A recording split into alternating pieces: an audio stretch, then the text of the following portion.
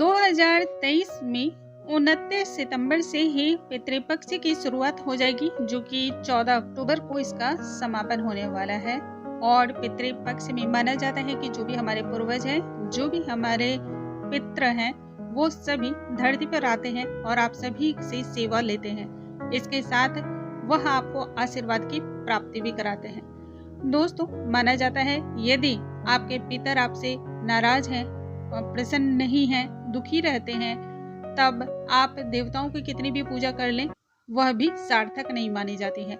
देवताओं या फिर देवियों की पूजा भी तभी स्वीकार की जाती है जब आपके पितर प्रसन्न होते हैं, जब आप उनके निमित्त श्राद्ध कर्म या फिर उनके निमित्त दान देते हैं। पितरों के निमित्त जो दान किया जाता है वह बहुत ही छोटी छोटी वस्तुएं होती हैं और इन छोटी वस्तुओं से ही आपको सभी अभीष्ट फलों की प्राप्ति भी होती है।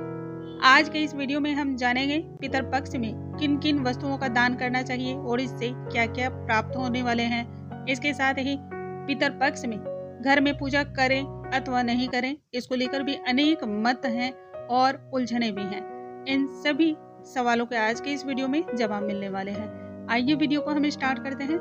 नमस्कार दोस्तों, कैसे हैं आप सभी। उम्मीद करती हूँ आप सभी स्वस्थ होंगे, सुरक्षित होंगे और आप सभी के उत्तम भविष्य की कामना करते हुए आज का ये वीडियो स्टार्ट करती हूँ। साल में एक बार हम अपने पितरों को लेकर के उनके निमित्त दान करते हैं, श्राद्ध कर्म करते हैं। पितृपक्ष में कुछ दान जो है बहुत ही ज्यादा महत्वपूर्ण माने जाते हैं।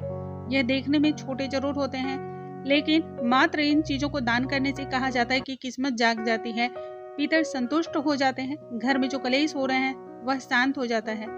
कहा जाता है इन दानों को यदि आप करते हैं तो आप महादान कर रहे हैं, आपकी सभी इच्छाएं भी पूर्ण होती हैं। तो वह कौन कौन सा दान है, उससे पहले तो हम ये जान लेते हैं। जो भी लोग पितरपक्ष में घर में पूजा पाठ करते हैं उन्हें इससे जुड़े हुए नियम के बारे में पता होना चाहिए। दोस्तों, घर में प्रतिदिन पूजा पाठ तो हम सब करते ही हैं और इसी से हमारे दिन की शुरुआत भी होती है। यह बहुत ही उत्तम माना जाता है और इससे हमारे शरीर में सकारात्मक ऊर्जाओं का संचार होता है, शरीर स्वस्थ होता है, मन निर्मल होता है और पवित्र होता है। इससे दिन भर हमारा मन बहुत ही शांत होता है और इससे सत्य कार्यों में आगे बढ़ने में भी हमें मदद मिलती है। अब ऐसे में पितरपक्ष के दौरान घर में पूजा पाठ करना बहुत लोग मानते हैं कि गलत है। दोस्तों, किसी भी चीज में पूजा पाठ को छोड़ देना किसी भी चीज का सॉल्यूशन नहीं होता है। प्रतिदिन घर में पूजा पाठ करना चाहिए और नियम से इसे करना चाहिए, कभी छोड़ना नहीं चाहिए। कहा जाता है यदि घर में किसी की मृत्यु भी हो जाए तब भी आपको अपने पूजा पाठ को नहीं छोड़ना चाहिए, देवी देवताओं की पूजा करनी चाहिए। जब किसी की जैसे मृत्यु हो जाती है तब हम जो भी देव प्रतिमाएं होती हैं या फिर हमारे घर का जो भी पूजा से जुड़ा हुआ सामान होता है, उन सभी वस्तुओं को हम हाथ नहीं लगा सकते हैं, लेकिन मानसिक तौर पर हम पूजा अर्चना कर सकते हैं।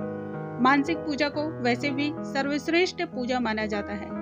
इस प्रकार से आप अपनी पूजा को सूतक काल में भी संपन्न कर सकते हैं या फिर ग्रहण काल में भी संपन्न कर सकते हैं। ऐसे में यदि श्राद्ध कर्म चल रहा हो या पितर पक्ष शुरू हो गया हो तब भी घर में पूजा पाठ को रोकना नहीं चाहिए।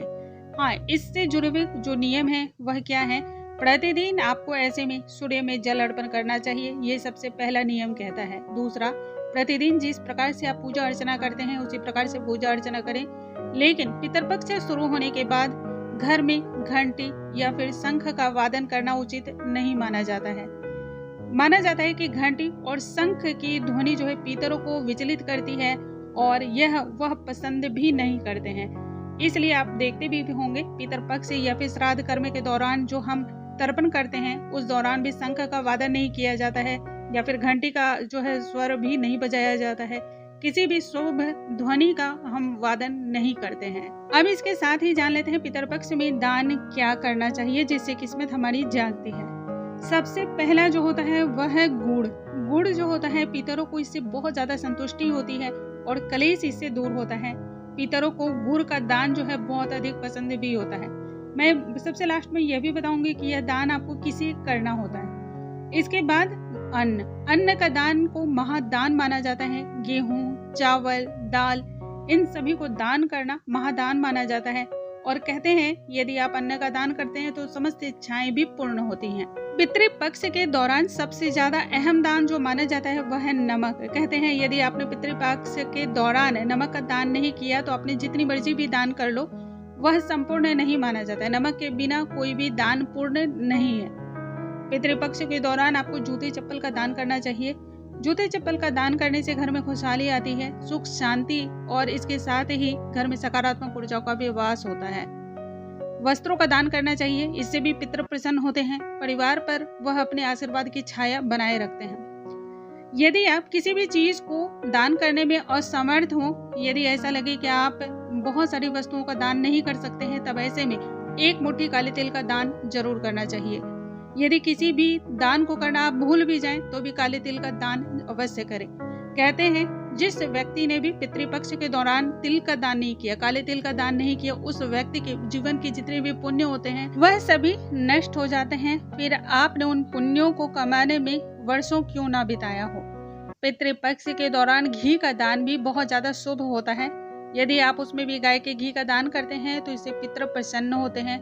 घी का दीपक जलाना भी पितृपक्ष के दौरान बहुत शुभ होता है। इसके साथ ही हम जानते हैं पितृपक्ष के दौरान एक दीपक आपको पूरे पितृपक्ष के दौरान जलानी होती है, पितरों की आत्मा की शांति के लिए। पितर आपसे बहुत ज्यादा कुछ नहीं मांगते हैं, एक छोटे से दीपक के दान से ही प्रसन्न हो जाते हैं। किस प्रकार से दीपक जलाना है, कहाँ जलाना है, ये भी हम जान लेते हैं। पितृपक्ष के दौरान प्रतिदिन आपको एक दीपक दक्षिण दिशा की ओर जलानी है। जो दीपक का मुख होता है उसका मुख दक्षिण दिशा की ओर होनी चाहिए। उस दीपक में काले तिल होने चाहिए। सरसों के तेल से ही दीपक को प्रज्वलित करना चाहिए और दीपक का मुख दक्षिण दिशा की ओर होना चाहिए। आप जब दीपक को प्रज्वलित करें तो आपका भी मुख दक्षिण दिशा की तरफ होनी चाहिए। दूसरा, पितृपक्ष में जब दीपक आप जलाएं या फिर श्राद्ध कर्म से जुड़े हुए किसी भी आप कार्य को कर रहे हो, उस समय का ध्यान रखना अति आवश्यक होता है, क्योंकि पितरों को सबसे ज्यादा जो समय पसंद आता है, पितरों के निमित्त जो कार्य किया जाता है वह दोपहर के 11:30 बजे से लेकर के दोपहर के 12:30 बजे तक का होता है। यदि आप इससे पहले करते हैं वह भी स्वीकार नहीं है, और यदि इसके बाद करते हैं वह भी स्वीकार नहीं किया जाता है। कहते हैं इससे आगे और पीछे वाले समय में देवताओं की जो शक्तियां होती है वो प्रबल होती है, और पितर उस दौरान जो है ना पास भी नहीं फटकते हैं। दोस्तों, मुझे उम्मीद है आज की ये जानकारी आप सभी को बहुत अधिक पसंद आई होंगी। ऐसी और भी जानकारियों के लिए हमारे चैनल पे बने रहें। अगले वीडियो में हम एक नई जानकारी के साथ फिर से मिलेंगे। तब तक के लिए नमस्कार दोस्तों।